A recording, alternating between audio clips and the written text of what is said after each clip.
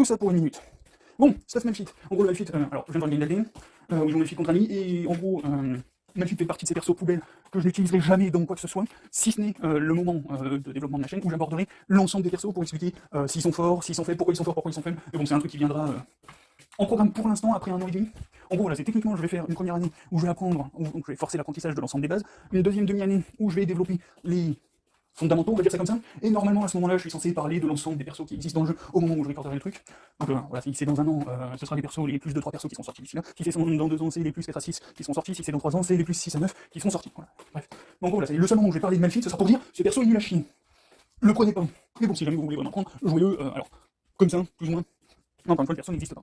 Le perso est là pour son ultime. Et derrière ça, le mieux qu'il a, c'est une pizza. En vrai, ouais, le perso aurait très lourdement besoin d'un rework. Mais je vois pas trop comment le rework. Si.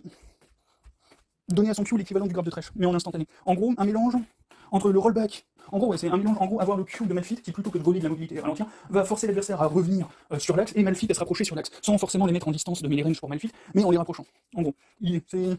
Ouais tiens, on va pouvoir en profiter. Je devrais... Alors, je vais garder le minuteur sous les yeux. Pouf pouf, derrière ça, garder son système de reset d'auto, garder son système de stacking d'armure. Oh, faire l'équivalent, tu vois son... Ah, quoi il faut pouvoir le contrôler. Un mélange entre Nautilus et Galio, en gros. Tu mets son AOE, en gros son AOE qui slow, tu la mets, les dégâts d'AOE, tu les mets en passif, un peu comme Galio. Ça revient périodiquement, voilà, un peu comme Galio. Tu gardes son reset d'auto tel qu'il est, et tu mets un shield qui va pouvoir contrôler, qui va te donner l'aura de ralentissement. Ouais, on pourrait remettre le ralentissement là-dessus. Ouais, en gros, le shield lui donnerait l'aura de ralentissement à la fois mobilité et vitesse d'attaque. En gros. Et derrière ça, tu gardes son ulti.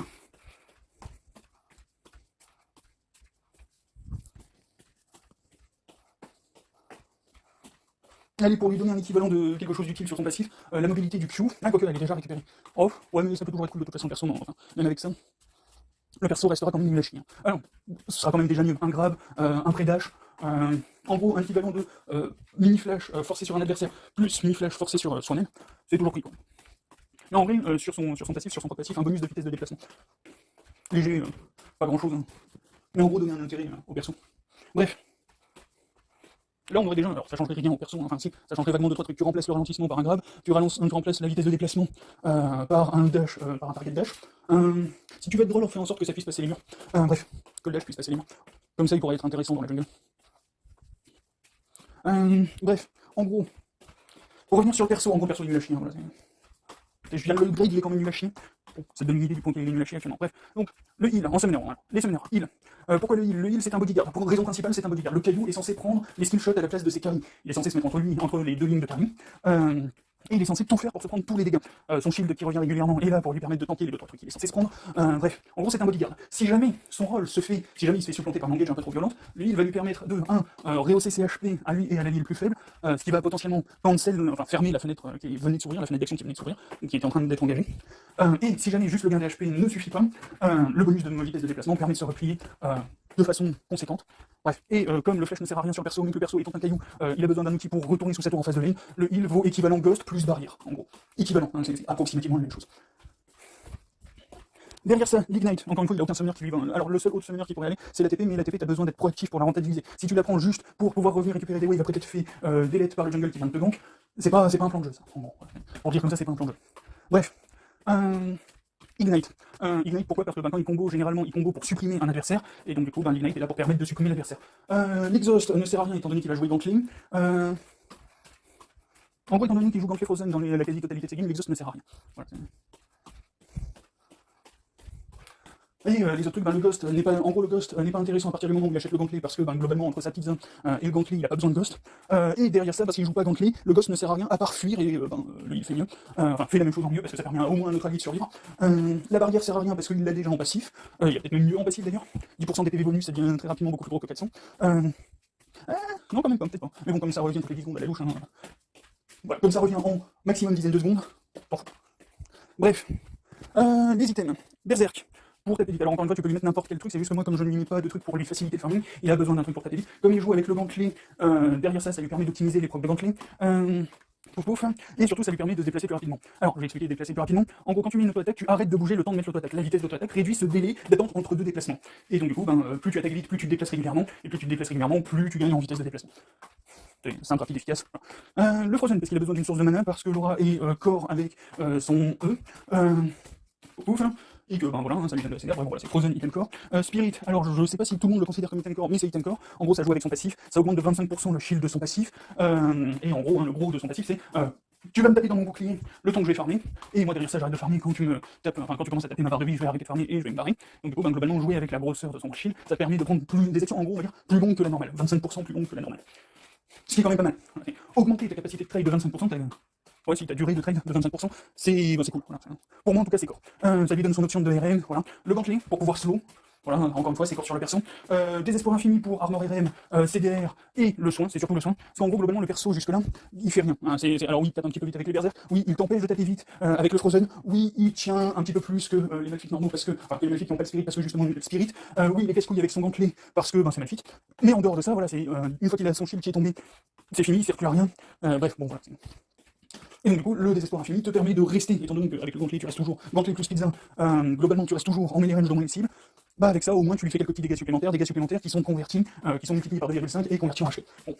Bah, c'est toujours ça qui en gros, hein, ça permet de coupler, en gros, ton E, en gros techniquement, voilà, ton E et le Denying Despair sont censés se relier à la louche, hein, alors techniquement tu vas caler plus de que de désespoir, mais bon, voilà, globalement ça joue à peu près sur les mêmes plateformes, enfin sur la même plateforme, c'est une AOE, en cercle, il y en a une qui ralentit la vitesse d'attaque, t'en as une autre, qui te soigne, bon bah voilà, hein, les deux mélangés.